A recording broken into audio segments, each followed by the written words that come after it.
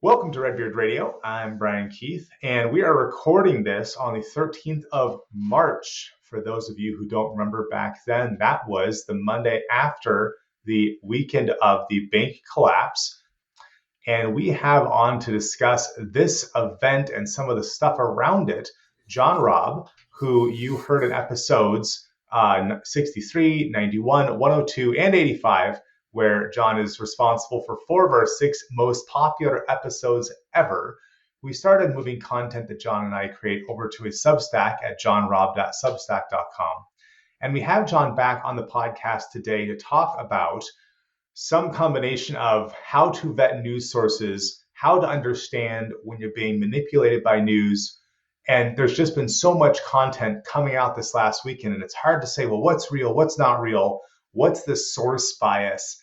And John, I'm hoping that you can help us figure out some of how to better consume information here in 2023. Welcome back to the show. Thanks, Brian. Yeah, that's a big question, and it becomes particularly important during a crisis. Yeah. Getting the right information. One of the best ways I've found to understand how this actually works is to kind of build a framework around how information is being used during a crisis, and it kind of gives you a way to kind of navigate through the information environment. And what we found is that most of the big crisis events in the last 20 years have been events that we've prepared for using like 20th century planning techniques. And even this latest banking crisis in Silicon Valley Bank, the planning documents and the thinking behind the kind of controls they put on the bank and capital requirements and everything else, and how to deal with the crisis were all planned based on a relatively slow release of information withdrawals. They weren't thinking in terms of rapid network contagion spread where people were all running to the bank simultaneously, transferring all their money out overnight. And what happens in that kind of environment is that you get a response from first there's a kind of a bewilderment, where everyone involved is totally unsure of what's happening, and the regulators, the bank itself, other banks, depositors, people watching from the sidelines, they're all casting about trying to figure out what's going on, and they talk to supposed experts in the field, and they chime in, and everyone's doing like a seat of the pants analysis based on limited amount of information. That goes on for a couple of days. A lot of pronouncements from people that will be over the top, particularly the people that were harmed. They'll start to or have the potential of being harmed. They'll start making pronouncements. Slowly but surely, the information starts to trickle out, and what you'll see is that some of the establishment players will start to approach it by saying, okay, we're going to solve this crisis by solving the narrative problem. That we think that, that there's not, a single narrative that's being adhered to, that everything's okay in this instance, that everything's going to be solved if we do these certain things, and that they'll try to control it that way. And on the bigger crises, like the pandemic and others, there's it's long and drawn out, and there's a big effort to kind of tamp down any alternative narratives, turn them into disinformation or malinformation. They'll double down on the existing narrative, and often that narrative gets stale over time as the reality of the situation starts to evolve. So even if the narrative is wrong, they'll stick with it because that's the one they started off with. You get all those kinds of distortions. I was thinking a lot this weekend of your phrase permacrisis and Right. how it's whenever you hear something big in the news and it's suddenly all over the news and everyone's talking about it, someone says, well, what are we supposed to not be looking at right now? And if you look at the last, well, let's be generous and say the last 30 days of things we're not supposed to be looking at, you can't even come to a conclusion about if this was a distraction, what was it a distraction from? Because there's so many other concurrent crises. And depending on where you live and what you're interested in, everyone listening is thinking of something different. Some of you are thinking about the Nord Stream pipeline blowing up. Some of you are thinking about the war in Ukraine. Some of you are thinking about the East Palestine vinyl chloride spill. And of course, because this episode's not going live immediately, there's doubtless more crises that are stacking up to where by the time you get yourself educated about what really happened to Silicon Valley Bank, before you can even close the OODA loop, something else has happened that demands your attention in order Right. to protect yourself and your family. And this is not slowing down, as you've been talking about for literal years. The permacrisis is going to continue, or we're just going to hop from crisis to crisis. How do we identify accurately which of these things we ought to pay attention to and properly apportion our energy from? Should I eat a healthy breakfast, or should I go study about the latest permacrisis or anything else?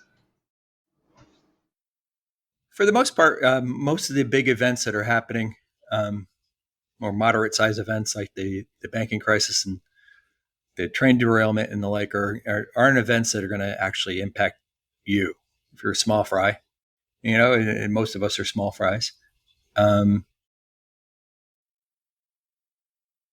But they are a way to kind of learn how this information environment operates. This crisis was pretty straightforward. For me at least, it's interest rates changed. The bank invested in treasuries that didn't, opt to hedge those treasuries, which basically, buying a bet that the treasuries become less valuable over time, to kind of reduce the risks associated with devaluation of your purchase. They didn't buy the hedge because it reduces their return. They make less money if you have to buy insurance, basically, which is what a hedge is. And so they were boosting their returns by what they call running naked or investing naked, without any protection, and they got burned. And they didn't get burned horrifically, but enough so that they didn't meet the requirements of that for the appropriate capital ratio. And that information got out, and immediately, anyone who was opposed to the firm or saw them as a vulnerable target, a lot of these VCs had investments in alternative ventures, plus people who were just trying to be safe and they didn't want to get caught up on the wrong side of a bank run, transferred out their money, and they did it almost simultaneously. Probably the most connected group in the U.S. All the Silicon Valley firms, Silicon Valley Bank is right in the center of that ecosystem, and they all debanked themselves from Silicon Valley Bank almost at the same time. VCs would tell every portfolio company pull out, and they did, and that collapsed the bank. Overnight withdrawals on that scale, it brought them to a point where they couldn't operate anymore, and the government wasn't set up for that. It wasn't. It was set up for a long drawn out crisis, and dealing with relatively small investors, mom and pops, and the FDIC insurance was more than enough to cover people 30 years ago in most instances. But these the depositors at Silicon Valley Bank were all, for most part, small tech companies spread out all over the U.S. And they had millions in this bank, and they couldn't wait the months it took to actually resolve the federal insurance issue. And the amount covered would put them in jeopardy of running out of funds. So pointed to the need for coverage of all the deposits by the federal government, and that they needed to kind of make that kind of a blanket kind of approach to how they deal with banking crises in the future. Might put the limit up at $1 billion or half a billion or something substantial. Um, so yeah, I mean, it was a relatively straightforward one, but it's the networked piece of this is what makes it interesting and also difficult to understand. I mean, the speed of the contagion as it spread out, and then all the people trying to make sense of it. Those who were trying to get coverage for their deposits, for them and their portfolio companies if they're VCs. People who were mad at the tech bros and wanted to see them fail and get pinched. They were all making arguments that we shouldn't bail out even the depositors at Silicon Valley Bank. Some people confuse the idea that we'd bail out by bailing out the depositors at the bank, we'd also be bailing out the investors in the Silicon Valley Bank's stock, or people who have lent the money in the past. And that had to all be resolved in the discussion. And it got very messy very quick. And people are still kind of having takes on that. But for most of us, the only worry was that it would become contagious and it would take out a bunch of banks. And if you were less than 250,000, you're probably okay. So how can go we ahead. defend ourselves? How can we defend our mental model against the next edition of the permacrisis that will also completely demand our attention, keeping in mind that everyone we're reading about these things or seeing on TV all has their own tribal affinity going on that's making them both more aware of some things and more blind to some things? Because we know there's going to be a next crisis within a few weeks. It's going to demand everyone's attention. Yeah, I think you should just focus on analysis that deals with the process, how that crisis actually works and how it's rolling out. Trying to figure out how it's actually working. It starts to get really messy when you start to get into the psychological aspects of it and the warfare associated with that. And we do, at least at Global Guerrillas, we do a ton of work on anticipating how that works and modeling how that psychological warfare works, the moral warfare works online. And that helps, people who know those models to make sense of that. But most people don't, and they get totally wrapped up in it. And they often start to decide which facts or which scenarios or which narratives to believe in based on their tribal affinity. What sounds best based on their biases going into it. And that typically doesn't yield good results. I've asked you before some years ago, but it's time to ask again. How can I tell if I am one of those people who is making decisions based on tribal affinity instead of clear thinking? Well, I mean, everybody's tribal to a certain extent. I mean, you can't completely divorce yourself from it.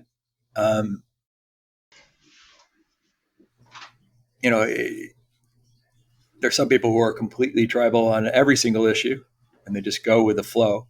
And other people who pick and choose.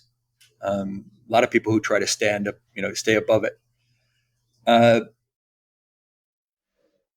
Easy ways to kind of pick out, your tribal biases is when you start talking about the motives of the actors and the morality of their action, or if you immediately think that the person talking about an alternative narrative as inherently evil, right, rather than just wrong, right? So if they think, oh well, that's wrong, but if you start to think, oh, that's like malicious, they're intentionally just doing that to disrupt. In some cases, that's right, but for the most part, your tribal biases are coming into play. I like how Scott Adams describes this as mind reading, that if you assume you can read the mind of someone else, you should be really careful. I think he just says you're just wrong, but just be extra careful if your perspective on an event requires you to accurately read the mind of another human who has not stated what you believe they're actually truly thinking. To Yeah, and you can also feel it if you feel pressured. Um, if you were like to write a post or write a tweet, um, and you felt that if you wrote that you would get into hot water or get into trouble, um, not just with yourself but with a larger group, you're probably operating in tribal territory. Hmm. Uh,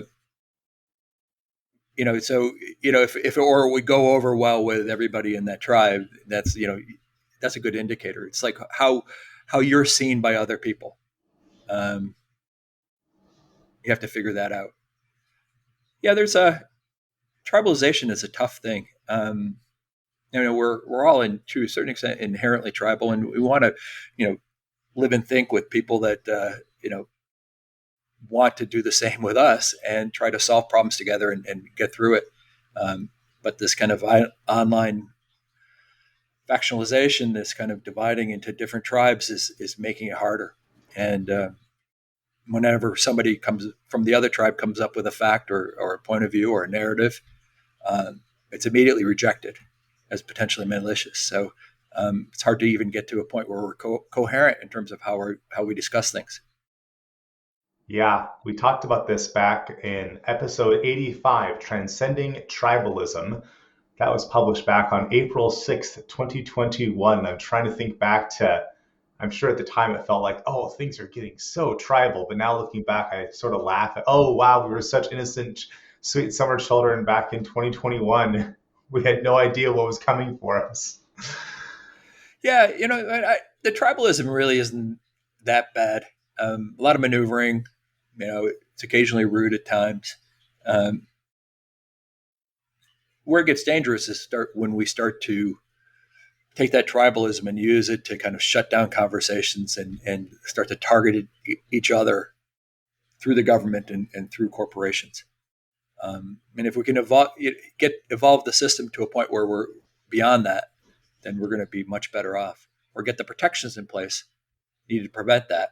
Um, we'll get through this time period pretty much unscathed. But You've talked, those protections aren't there. So, and yeah, the danger is always on, just on the edge of being realized. you talk a lot about that over on your Substack. That's johnrobb.substack.com, JOHNROBB. For folks who want to hear more about these topics, I also interview John about once a month inside a Substack for subscribers only over there, where we go into substantially more detail on a regular basis on these topics. You can also find John over on Twitter, John Robb, over there. And as I've said before in episodes of John Robb here on my podcast, I feel like I can see into the future on a regular basis, and I'm always surprised when other people are surprised by what's happening because I more often have a framework that the framework you've given me, John, things fit into it more easily, I guess I'd say, where Yeah, they're a bit less confusing or surprising. yeah. When you were watching, I mean, you've seen some of the Twitter file stuff. That wasn't surprising to you. None of it really, was it?